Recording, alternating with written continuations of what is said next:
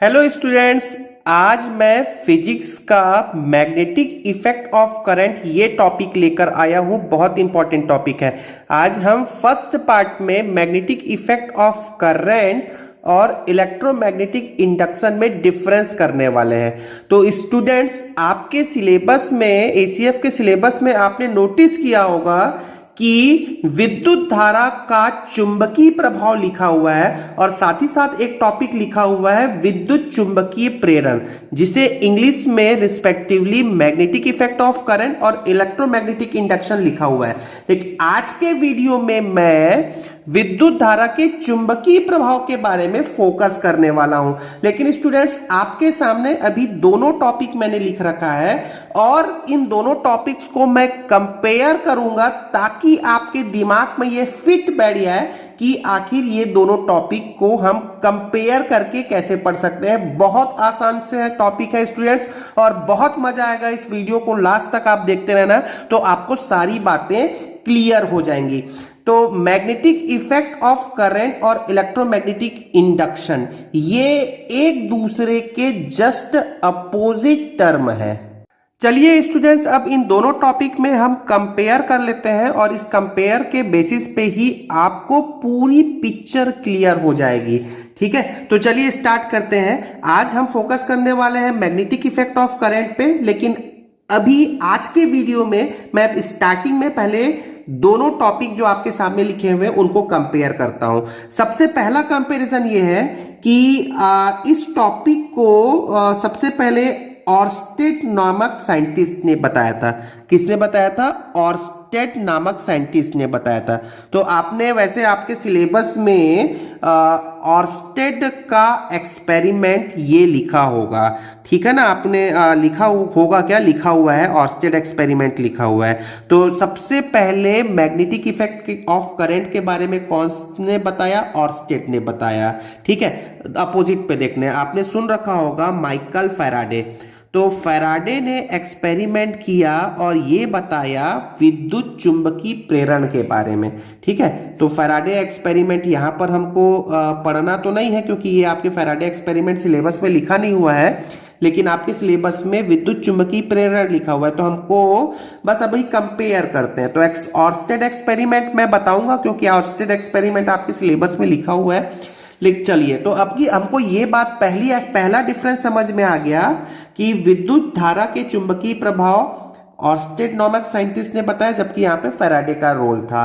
अगली बात सुने, अब इन्होंने एक्सपेरिमेंट क्या किया। एक्सपेरिमेंट भी मैं बताऊंगा, लेकिन पहले ये विद्युत धारा का चुंबकीय प्रभाव क्या होता है। तो सिंपल सा बात है स्टूडेंट, इन्होंने क्या किया, कंडक्टिंग वायर लिया और एक कंडक्टिंग वायर में क्या लगा लिया, एक बैटरी लगा ली।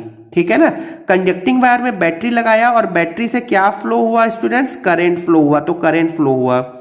अब वायर के चारों ओर, मतलब वायर के पास में उन्होंने एक नीडल रखा, ठीक है, जो मैग्नेटिक फील्ड को मेजर करता है। तो उन्होंने यह महसूस किया, ऑर्स्टेड ने यह महसूस किया कि इस नीडल में डिफ्लेक्शन हो रहा है। इस बात पे उन्होंने इसको प्रूफ किया कि कंडक्टिंग वायर में यदि कोई करंट फ्लो हो रहा है तो उसके चारों ओर, सराउंडिंग में उसके चारों ओर क्या प्रोड्यूस हो जा रहा है? चुंबकीय क्षेत्र प्रोड्यूस हो रहा है। अच्छा, चुंबकीय क्षेत्र क्या होता है, चुंबकीय क्षेत्र लाइंस क्या होती हैं, ये भी मैं आपको बताने वाला हूं। लेकिन अभी आप स्टार्टिंग में सरल शब्दों में समझ सकते हो कि यदि आपके पास में एक मेटल का बॉडी है या एक सपोज एक मेटल का बॉडी है, ठीक है, और ये गर्म है और यहाँ पर आप पास में हाथ ले जाएंगे तो आपको थोड़ी गर्माहट महसूस होगी। इसका मतलब इस हीटेड बॉडी के चारों ओर कुछ ना कुछ रेज निकल रही हैं जो आपको विकिरण निकल रही है, जो आपके हाथ को गर्माहट महसूस करवा रही है। उसी प्रकार स्टूडेंट्स, यहां पर भी यदि किसी इलेक्ट्रिक वायर में करंट फ्लो हो रहा है तो चारों ओर एक चुंबकीय क्षेत्र आ जाता है। जिस प्रकार आपने महसूस किया होगा, किसी चुंबक के पास में आप आयरन पीस को रख दे तो वो अपने क्षेत्र के कारण उसको खींच लेता है, बस वही चुंबकीय क्षेत्र यहां पे प्रोड्यूस हो जाता है।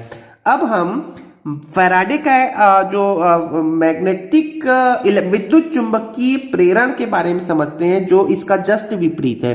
इन्होंने क्या किया स्टूडेंट्स, एक कॉइल लिया। अभी कॉइल क्यों लिया ये भी मैं आपको बताने वाला हूं, लेकिन अभी फिलहाल कॉइल लिया और इस कॉइल को इन्होंने क्या किया, एक बल्ब से कनेक्ट कर दिया, ठीक है। और फिर इन्होंने क्या किया, एक मैग्नेट लिया, मैग्नेट का यहां पर नॉर्थ और यहां पर साउथ, कुछ भी है, मैग्नेट है मतलब साउथ और नॉर्थ पोल होना है, और मैग्नेट को कॉइल के ऊपर मूव किया कुछ इस तरीके से, ऐसे ऐसे मूव किया, ठीक है, कॉइल के ऊपर से मूव किया। तब उन्होंने महसूस किया कि ये जो बल्ब है ये ग्लो कर गया, बल्ब जल गया। तो क्यों जला होगा बल्ब, बल्ब को जलाने के लिए तो करंट चाहिए, तो निश्चित रूप से इसमें कुछ ना कुछ करंट फ्लो हुआ होगा, और इस करंट को हम क्या बोलते हैं, इन्होंने उस करंट का नाम दिया इंड्यूस्ड करंट, ठीक है, इंड्यूस्ड करंट। तो आपको बस कंपेयर सीख जाओगे ना आपके, क्योंकि ये पूरा सिलेबस में आपके लिखा हुआ, और एक बार कंपेयर सीख जाओगे, आप सुन लोगे तो आपके दिमाग में वो बैठा रहेगा, ठीक है। तो ये दोनों जस्ट विपरीत हो गया। क्या विपरीत हुआ, करंट फ्लो हुआ तो मैग्नेटिक फील्ड आ गया, और यहां पर मैग्नेटिक फील्ड से करंट प्रोड्यूस हो गया, दोनों जस्ट विपरीत हो गया, ठीक है। अब यहां पर उन्होंने कॉइल क्यों लिया स्टूडेंट्स, क्या आप यहां पर सीधा वायर ले सकते थे, बिल्कुल सीधा वायर भी ले सकते थे। कॉइल लेने से क्या हुआ, इसका प्रभाव उन्होंने ज्यादा महसूस किया, मतलब यदि आप सीधा वायर लोगे तो बल्ब का जो ब्राइटनेस है, बल्ब जो जलेगा वो थोड़ा कम जलेगा, और यदि कॉइल ले लें तो बल्ब का ब्राइटनेस बढ़ जाएगा। अच्छा, कॉइल में नंबर ऑफ टर्न्स होता है, ये टर्न्स होता है, 1 टर्न 2 टर्न 3 टर्न 4 टर्न, तो जितने ज्यादा टर्न होंगे उतना ही ज्यादा इंड्यूस्ड करंट प्रोड्यूस होगा। एक बात और मैं कह देता हूं, क्या यहां पर कॉइल को मूव किया जा सकता है, बिल्कुल कॉइल को भी मूव किया जा सकता है और मैग्नेट को भी मूव किया जा सकता है, दोनों में से आप किसी को भी मूव करो एक दूसरे के सापेक्ष, मतलब यहां पर रिलेटिव मोशन होगा, ठीक है। अगली बात सुनते हैं, तो ये कंपेयर समझ में आ गया, बहुत ही आसान है स्टूडेंट्स, आपको बहुत ही मजा आएगा इसको पढ़ने में, बस आप इसको महसूस करते हुए चलें, ठीक है। तो यहां पर मैंने क्या किया, यहां पर मैं लिख देता हूं, यहां पर करंट से क्या प्रोड्यूस हुआ, मैग्नेटिक फील्ड प्रोड्यूस हुआ, ठीक है, विद्युत क्षेत्र प्रोड्यूस हुआ। जबकि यहां पर क्या हुआ स्टूडेंट्स, यहां पर मैग्नेट से क्या हुआ, इंड्यूस्ड करंट प्रोड्यूस हुआ, इंड्यूस्ड करंट प्रोड्यूस हुआ। तो ये मेरे को दो अंतर मिल गए। अब तीसरा डिफरेंस सुनोगे आपको, ताकि ये याद रहेगा। क्या याद रहेगा, मैंने इस पार्ट को लेफ्ट हैंड में लिख रखा है, दिख रहा है, लेफ्ट हैंड में है और ये राइट हैंड में है। तो अब यहां पर अगली बात सुनो, मुझे यहां पर जो फ्यूचर में कॉन्सेप्ट यूज करना है वो यूज करना है Fleming left hand rule use करना है। अब ये लेफ्ट हैंड रूल क्या होता है वो मैं बताऊंगा, लेकिन लेफ्ट साइड पे लिखा है इसलिए फ्लेमिंग लेफ्ट हैंड रूल, और यहां पर आपको लिखना है, यूज करना है Fleming right hand rule use करना है। तो ये तीसरा डिफरेंस आपको याद रहेगा। अब मैं रूल आपको बताऊंगा, बस कहां कौन सा रूल यूज होगा ये अब आपको समझ में आ जाएगा, इसको याद करने की जरूरत नहीं है। देखो लेफ्ट हैंड में मैंने लिखा मैग्नेटिक इफेक्ट ऑफ करंट, तो आपको Fleming left hand rule use करना है। अगला इंपॉर्टेंट बात सुनना स्टूडेंट, इस कॉन्सेप्ट का जो यहां पे कॉन्सेप्ट यूज हो रहा है उसका यूज कहां होने वाला है, मतलब एप्लीकेशन। अब आपके सिलेबस में एप्लीकेशन लिखा हुआ, एप्लीकेशन तो नहीं लिखा हुआ है, इलेक्ट्रिक मोटर लिखा हुआ है, विद्युत मोटर, इलेक्ट्रिक मोटर लिखा हुआ है स्टूडेंट्स, आप देखना आपके सिलेबस में लिखा हुआ है इलेक्ट्रिक मोटर। तो इसका यूज कहां पर होगा, विद्युत मोटर में यूज होगा, इलेक्ट्रिक मोटर में। जबकि इस टॉपिक का यूज, कौन सा टॉपिक हम यहां पर लिख रखे हैं, विद्युत चुंबकीय प्रेरण का उपयोग कहां पर होगा स्टूडेंट्स, तो ये भी आपके सिलेबस में लिखा हुआ है जनरेटर में यूज होगा। तो जनरेटर का कॉन्सेप्ट हमको पढ़ना है, इलेक्ट्रिक मोटर हमको पढ़ना है, Fleming left hand rule, Fleming right hand rule पढ़ना है, और ये कॉन्सेप्ट तो मैंने आपको पूरा बता ही दिया है। तो स्टूडेंट्स आई होप यहां तक की सारी बातें आपको समझ में आ गई होंगी। चलिए अब हम आगे इसको बात कर लेते हैं। हमको आगे पढ़ना होगा कि ये वाला जो टॉपिक हमने लिख रखा है विद्युत धारा का चुंबकीय प्रभाव, अब इसको थोड़ा डिटेल पढ़ने की कोशिश करते हैं। तो मैग्नेटिक इफेक्ट ऑफ करंट में सबसे पहले हम डिस्कस करते हैं स्टूडेंट्स ऑर्स्टेड एक्सपेरिमेंट। आखिर ये एक्सपेरिमेंट क्या है, ठीक है, ऑर्स्टेड एक्सपेरिमेंट। कुछ नहीं, एक्सपेरिमेंट में भी आपको बहुत ज़्यादा फोकस नहीं करना है, केवल आप सुन लो। ऑर्स्टेड एक्सपेरिमेंट में इन्होंने क्या किया स्टूडेंट्स, एक सपोज कंडक्टिंग वायर है और यहाँ पर वायर में करंट फ्लो हो रहा है और पास में उसने मैग्नेटिक कंपास रख दिया, तो इस मैग्नेटिक कंपास में डिफ्लेक्शन होने लगा। तो ये एक तो फर्स्ट एक्सपेरिमेंट है, ये तो मैंने आपको बता ही दिया कि वो डिफ्लेक्शन हो रहा है। दूसरा एक एक्सपेरिमेंट उन्होंने किया स्टूडेंट्स, वो आप ध्यान से सुनना। उन्होंने सबसे पहले क्या ले लिया, एक कार्डबोर्ड ले लिया। ठीक है, एक कार्डबोर्ड, मैं रफ डायग्राम बना रहा हूँ, आप थोड़ा सा इसको थोड़ा सा मैनेज कर लेंगे, रफ डायग्राम है। ठीक है, एक कार्डबोर्ड ले लिया, एक लकड़ी का बोर्ड ले लिया, उसको फ्लैट रख दिया। यहाँ पर उन्होंने छोटा सा होल किया और होल से एक क्या पास करा दिया, वायर पास करा दिया। तो ये मैंने वायर पास कर दिया। ठीक है, वायर पास कर दिया। तो ये कार्डबोर्ड में अब इन्होंने क्या किया, एक वायर पास किया होल करने के बाद, और उन्होंने क्या किया, यहाँ पर उन्होंने क्या कर दिया, आयरन के छोटे छोटे छोटे छोटे पीसेस रख दिए पास में, और यहाँ से उसने करंट फ्लो कराया आई, कोई भी करंट फ्लो करा दिया आई। तब उन्होंने, ये तो उनका एक्सपेरिमेंट था, उन्होंने इस चीज के लिए ऑब्जर्वेशन, उनका ऑब्जर्वेशन क्या था, ऑब्जर्वेशन ये था स्टूडेंट्स कि ये जो कार्डबोर्ड था ना, ये कार्डबोर्ड मैं आपको बता रहा हूँ, इस कार्डबोर्ड में जो उन्होंने आयरन पीसेस को मैनेज मतलब रैंडमली पुटअप कर दिया था। अब यहाँ से यदि करंट फ्लो हो रहा है तो ये जो बोल सकते हैं कि जो छोटे छोटे आयरन के जो पीसेस है ना, ये प्रॉपरली अब एक रेगुलर मैनर पे अरेंज हो गए, कुछ इस तरीके से, जिसको हम इंग्लिश में बोल सकते हैं कॉन्सेंट्रिक सर्कल। ठीक है, मतलब ये ऐसा आप समझ सकते हैं, ये एक वायर है और इसके सराउंडिंग में जो छोटे छोटे लोहे के जो पीसेस हैं वो कुछ इस तरीके से अरेंज हो गए, किसी न किसी कारण से अरेंज हो गए। ये उनका एक्सपेरिमेंट था। तो बाद में उन्होंने ये बताया कि डेफिनेटली यदि कोई वायर है तो उसके सराउंडिंग में कुछ ना कुछ मैग्नेटिक फील्ड के फोर्सेस है, चुंबकीय फोर्स है, चुंबकीय बल है, जो मिसमैनेज जो आयरन के पीसेस थे उसको मैनेज कर दिया। मतलब जो रैंडमली इधर उधर फैले हुए थे उसको कॉन्सेंट्रिक सर्कल में उन्होंने अरेंज करवा दिया। किसने अरेंज किया, तो उस फोर्स ने। वो कौन सा फोर्स है, चुंबकीय बल है। तो चुंबकीय बल कहां से आया, तो यहां पर कहीं ना कहीं कुछ ना कुछ चुंबकीय बल रेखाएं होंगी जो इनविजिबल होती हैं, जो दिखती नहीं है। अब इसी के कारण यहां पर वो अरेंज हो गए। अब आप सुनना अगली बात, क्या इनका एक एक्सपेरिमेंट था, यही समझ लेना। अब आपको ऐसा ही क्यों अरेंज हुआ, कॉन्सेंट्रिक क्यों हुआ, समकेंद्रीय। देखो सभी सर्कल का केंद्र एक ही है, ये वायर। ठीक है, तो ये हो गया उनका एक्सपेरिमेंट, सिंपल। अब आप देखना सुनना स्टूडेंट्स, आपको एक मैग्नेट के बारे में थोड़ा सा बता देते हैं। मैग्नेट के बारे में आपको क्या जानना है, मैग्नेट के दो पोल होते हैं, एक पोल होता है नॉर्थ, एक पोल होता है साउथ। ठीक है, अब आपने सुन रखा होगा कि किसी भी मैग्नेट को जब भी आप ब्रेक कर दें, यदि आप इसको तोड़ दें, यदि छोटे से टुकड़े में तोड़ दें, तो उसमें भी नॉर्थ और साउथ होगा। मतलब किसी भी मैग्नेट में हमेशा दो पोल होंगे, उन दो पोल्स को आप कभी अलग कर ही नहीं सकते। एक होगा साउथ पोल और एक होगा नॉर्थ पोल। तो हमेशा आप देखे होंगे स्टूडेंट्स, एक इमेजिनरी लाइन यहां से निकलती, काल्पनिक लाइन यहां से निकलती है। कहां से कहां, नॉर्थ से साउथ। यहां से नॉर्थ से साउथ एक काल्पनिक लाइन निकलती है जो सर्कुलर फॉर्म में होता है, वृत्तीय रूप में होता है।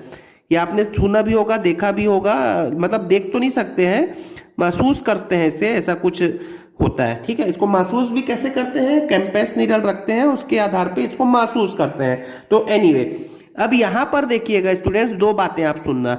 ठीक है, जो एनसीईआरटी में भी लिखा रहता है क्लियरली, जो मैग्नेटिक फील्ड लाइंस होती हैं, क्या लिखा, मैग्नेटिक फील्ड लाइंस, या आप बोल सकते हैं मैग्नेटिक फोर्स। जो मैग्नेटिक फील्ड लाइंस होती हैं ये हमेशा कहां से निकलती है, नॉर्थ से साउथ निकलती है। लेकिन कहां पर students, important, outside of the magnet. ठीक है, आउटसाइड ऑफ द मैग्नेट। और इंपॉर्टेंटली सुन लेना, ये साउथ से नॉर्थ होता है, साउथ से नॉर्थ होता है। कहां पर, inside of the magnet, inside of the magnet. मतलब मैग्नेट के अंदर ये लाइंस कहां से कहां चलेंगी, साउथ से नॉर्थ चलेंगी। ठीक है। तो इसी बेसिस पे ही यहां पर, इसी कारण से यहां पर एक कॉन्सेंट्रिक सर्कल बना लेते हैं। जो यहां पर जो मैंने छोटे छोटे पीसेस बताए थे वो अरेंज हो जाते हैं। वो इसी कारण से अरेंज हो जाते हैं क्योंकि चुंबकीय क्षेत्र में जो लोहे के जो छोटे छोटे कण होते हैं वो प्रॉपरली अरेंज हो जाते हैं। और उसका कारण ये है कि जो मैग्नेटिक फील्ड लाइंस होती हैं वो नॉर्थ से साउथ चलती हैं, इसीलिए यहां पर एक सर्कुलर फॉर्म में बन जाता है। अगली बात सुनेंगे स्टूडेंट। तो मैग्नेटिक फील्ड लाइंस की एक प्रॉपर्टी होती है कि ये जो फील्ड लाइन होती है ये काल्पनिक होती है। पहली बात तो ये काल्पनिक है।